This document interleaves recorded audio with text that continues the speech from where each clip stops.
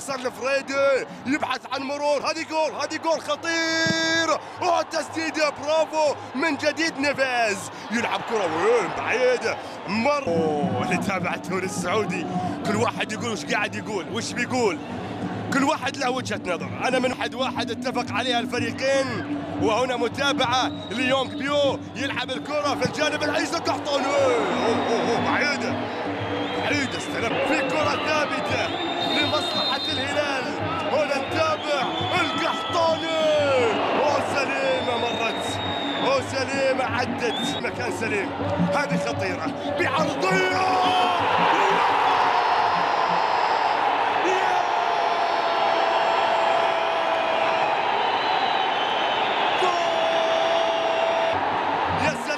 المكير القحطاني يعدي ضغط عليه يحصلها. هذه جول هذه جول هذه جول هذه جول هلالي تتخلص.